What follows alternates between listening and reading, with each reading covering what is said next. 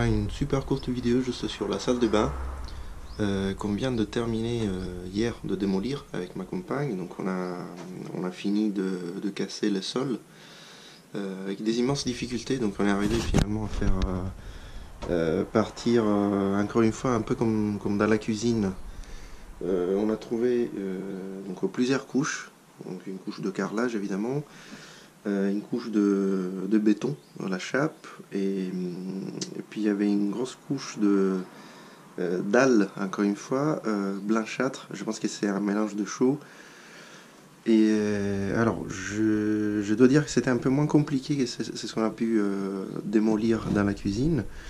Mais dans certains points, par contre, alors ça a été encore une fois constant, assez dur.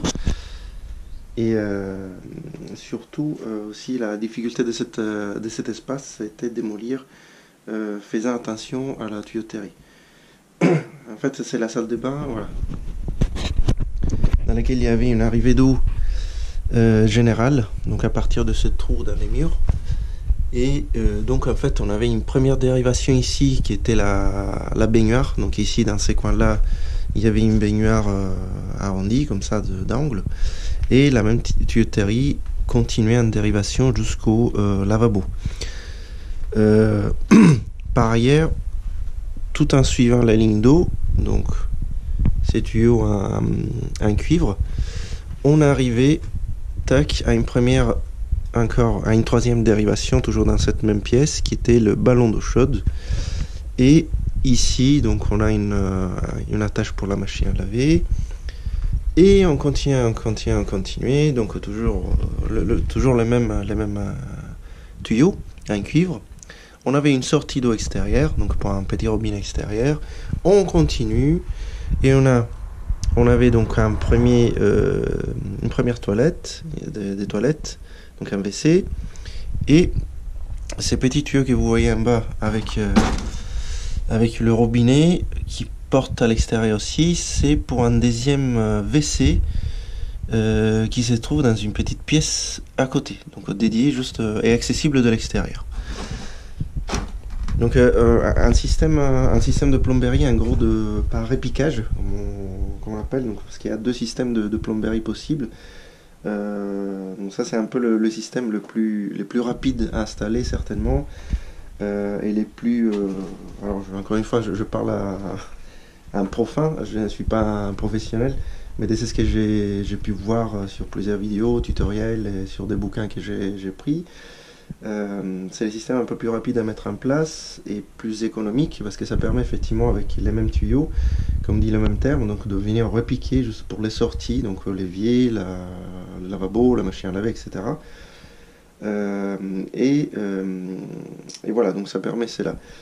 En revanche, donc mis à part cette simplicité entre guillemets d'installation et le fait que ça soit plus économique, les gros désavantages de ces systèmes là, c'est que en gros, si vous devez intervenir sur une sortie, sur votre machine à laver, sur votre baignoire, il y a un gros problème, parce que vous n'avez pas forcément, au moins dans un système comme celui que j'ai trouvé dans cette maison, j'ai pas trouvé malheureusement les robinets pour fermer l'eau d'arrivée dans chaque unité desservie, on va dire. Et donc vous êtes obligé de fermer l'eau générale, l'arrivée d'eau générale. C'est ce qui n'est pas forcément pratique. Donc on a galéré pas mal pour cela.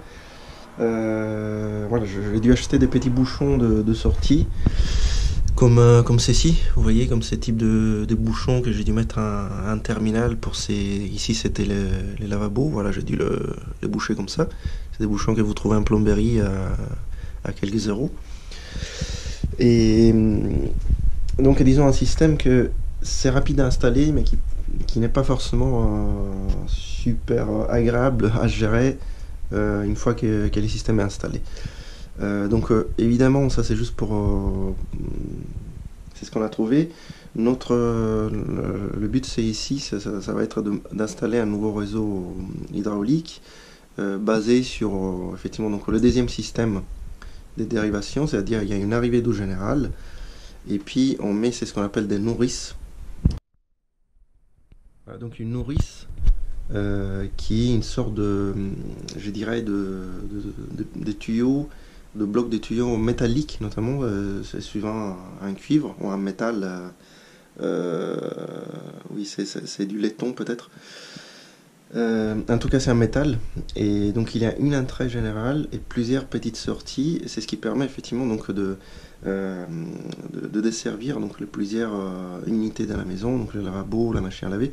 Et c'est ce qui est bien, c'est que chaque sortie a son petit robinet. Donc si vous devez travailler sur, il y a un problème sur votre lavabo, tac, vous allez fermer votre robinet de lavabo, et vous pouvez intervenir sur le lavabo sans forcément aller empêcher aux autres unités d'être desservies en haut. Voilà, donc ça c'est à terme, on fera des vidéos sur cette installation là. Alors, une petite remarque aussi, il nous a fait galérer. Bon, les bouchons finalement sur les flexibles ça s'est installé assez simplement, il n'y a pas eu de soucis. Par contre, gros souci pour les raccords que j'ai voulu créer pour créer notre petite salle de bain bis, juste dans la pièce à côté. Donc je vous montre. Bon, il y aura une vidéo dédiée à cette salle de bain sur la série des vidéos Système D, comme on les a appelées. Mais pour l'instant, juste pour vous dire, on a voulu en fait dériver l'eau chaude de l'eau froide de la douche dans cette autre pièce. Et donc j'ai acheté donc des raccords de ce type là, des raccords en cuivre avec des tuyaux PER, et donc je me suis porté l'eau dans la pièce à côté. Alors j'avoue que donc encore une fois pour les raccords, je ne vais pas vous faire une leçon de raccords parce qu'encore une fois c'est pas mon métier.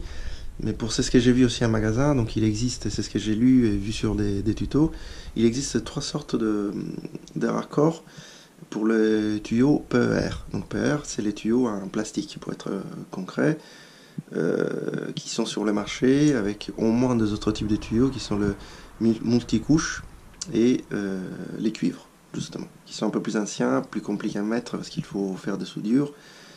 Mais qui est probablement c'est vraiment la solution la meilleure existant sur le marché, mais c'est aussi la plus chère. Les multicouches aussi pareil, il est un peu mieux je dirais que le PER, mais c'est un peu plus cher. Le PER a vraiment les sacrés avantages de ne pas coûter cher et d'être relativement simple à installer. Au niveau des raccords, donc je disais, pour faire donc les jonctions entre plusieurs PER, ou par exemple entre un tuyau en cuivre, comme c'était le cas ici, une sortie en cuivre de douche et du PER. Donc il existe des raccords. Alors sur les raccords, il existe au moins 3 sortes aussi des raccords. Il y a des raccords par compression, comme on les appelle, c'est ce que j'ai acheté. Alors c'est les raccords que vous pouvez mettre vous-même sans aucun outil spécial. Il suffit d'avoir des clés en fait et serrer ces raccords. Puis il y a le raccord par glissement qui demande en fait une sorte de pistolet qui permet de glisser justement le raccord à l'intérieur du tuyau. Et enfin un troisième système qui est le meilleur, je dirais le plus sécurisant quelque part, c'est les systèmes de raccords par disons qui sont scellés. Donc vous avez une pince à sertir qui permet vraiment de venir quelque part vraiment fondre un peu les raccords sur les tuyaux et de les rendre un seul morceau. Alors c'est le désavantage de ces troisième systèmes que j'aurais grandement préféré, c'est que la pince à sertir ça coûte relativement cher. On parle de minimum quelque chose comme on est au-delà des 100 € en tout cas, donc 120, 130 €, voire plus cher. Si on commence à parler d'outils professionnels, mais c'est vraiment quelque chose que si on peut le faire, c'est vraiment le plus recommandable. Un bon compromis, je trouve, c'est celui intermédiaire, c'est les raccords par glissement. La pince à glissement, encore, vous pouvez la trouver sur la cinquantaine d'euros avec un petit paquet complet de pince aussi coupe tuyau PER et voilà, des petits gadgets liés toujours à la tuyauterie PER. Et alors moi, pour l'instant ici, j'ai monté effectivement le premier système, qui est un système, donc on a dit par compression. C'est des raccords qui sont les plus économiques en fait sur le marché, mais qui au final sont un peu le moins sécurisants. Je pense qu'ils sont pas si fiables. Enfin, je n'installerai pas ça du tout, certainement, chez moi, à la fin, quand je ferai mon système de plomberie. Il y a de fortes chances que je choisisse en fait, les systèmes par glissement, qui est une bonne solution intermédiaire. Voilà, donc le système a été installé, fonctionne, mais j'ai remarqué quand même, donc j'ai dû mettre des raccords pour la sortie de douche, pour les ballons d'eau chaude aussi que j'ai portés de l'autre côté, et j'ai remarqué quand même qu'il y a des petites fuites d'eau, des fois, dans les raccords. Bon, c'est quelques gouttes, donc ça va, ça reste tolérable. J'ai passé quand même plusieurs heures. C'est moi qui n'a pas su mettre des joints ou le Teflon pour isoler. En tout cas, s'il y a des suggestions, n'hésitez pas à les mettre en commentaire. Et voilà, donc prochainement une petite vidéo dédiée à la salle de bain comme un système D. Alors j'avais presque oublié sur les petites surprises de cette petite salle de bain. Vous le voyez, en fait ça a été démantelé, en fait le sol. On a fait tous les contours aussi. Donc là, il y a eu plusieurs petites surprises dans cette salle de bain quand même. Juste pour terminer, donc là, ici c'était l'emplacement du WC qu'on a pu démanteler assez facilement hier avec ma compagne. Donc il y avait, ça c'est la sortie d'eau, donc l'évacuation d'eau, donc on a pu la décrocher facilement et l'enrober avec un sac et du scotch juste pour éviter la montée d'odeur. Ici heureusement il y avait un robinet donc pour remplir la chasse d'eau, donc qui fonctionne, donc miracle. On n'a pas eu besoin d'acheter des bouchons ou d'autres systèmes pour éviter d'être inondé.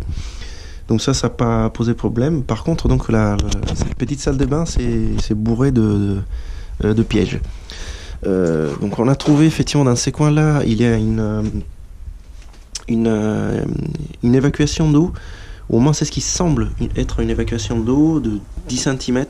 Alors c'est un tuyau en fait qui fait un L sous terre. Et que je suis venu percuter avec mon marteau-piqueur tout en cassant. Alors je ne sais pas du tout encore à quoi ça correspond. Également, donc un peu plus à gauche, ici on a trouvé un regard.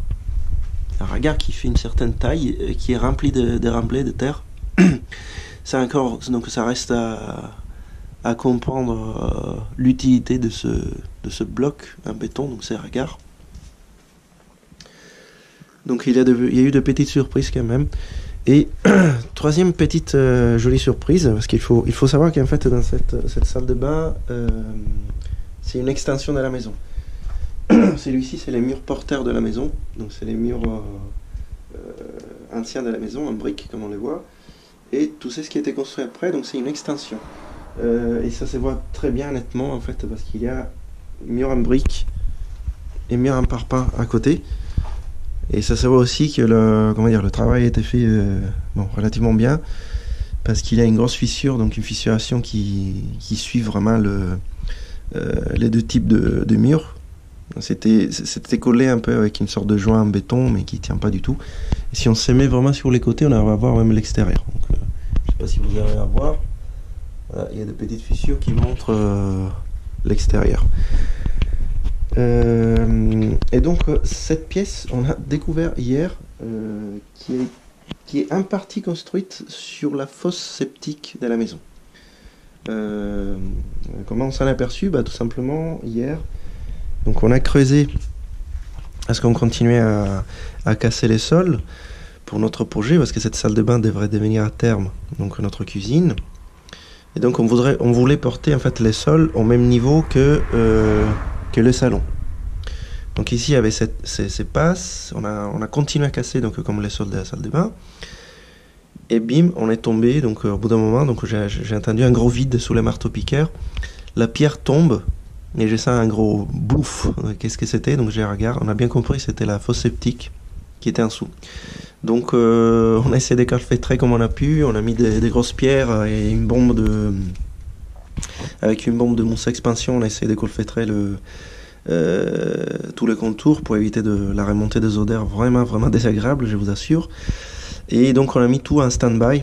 On a contacté en fait une personne en fait qui devrait nous aider à installer la phytoépuration à terme, donc pour notre système d'assainissement dans la maison. Et parce que, bon, on fait plusieurs vidéos aussi dédiées à ça, à la phyto. Et donc il nous a expliqué qu'effectivement c'est une pratique assez courante dans les maisons anciennes qui ont des extensions, de construire carrément sur l'assainissement, donc sur cette sur cette sorte de voilà sur les systèmes d'évacuation des eaux usées, sur la fosse septique, pardon, ça m'échappe à les termes. Donc c'est une chose qui est une aberration évidemment architecturale, mais qui apparemment c'était une pratique courante d'un temps. Donc il nous a conseillé, donc il nous a déjà rassuré, disant que c'était pas quelque chose de gravissime en soi et que ça compromet pas du tout le projet dans son ensemble, parce que nous actuellement on est en train donc de creuser, donc pour rappel, afin de créer une couche d'hérisson, donc pour isoler de l'eau. Je vous expliquerai tout cela dans une autre vidéo. Mais en gros, on doit creuser d'une cinquantaine de centimètres en dessous du niveau 0 de la maison. Et donc il nous a expliqué, il faudra déjà la vidanger. Donc on a déjà appelé un vidangeur des fosses septiques qui viendra lundi prochain. Il va vider notre fosse, donc elle va être complètement vide. Et à ce moment-là, on va la condamner. Alors comment on condamne une fosse septique? Tout ça on l'a découvert aussi. Il faut la remplir tout simplement d'un matériau assez fin. De manière à éviter à terme que cette fosse sous terre soit comprimée, parce que si ça reste juste comme une grosse bulle d'air sous terre, ça risque de s'écraser avec les poids de la terre à côté, et donc de créer des soucis de stabilité du terrain. Donc il faut la remplir. Alors l'idéal de ce qu'il nous a suggéré et qu'on a vu aussi sur internet, sur des bouquins, c'est de remplir la fosse septique avec du sable. Parce que c'est assez fin pour permettre, ça devient comme une sorte de sac de frappe, vraiment comme du béton sous terre, hyper stable, donc ça bougera plus. Donc tout ça c'est un cours, on va faire des vidéos probablement dédiées à la fosse septique et comment on s'en sort, lié aussi au nouveau système d'assainissement. Mais voilà, ça c'était la petite dernière nouvelle d'hier qui a dû nous mettre en stand-by au niveau du chantier de la salle de bain. Voilà, je pense que là je fais voir les tours, merci. Salut!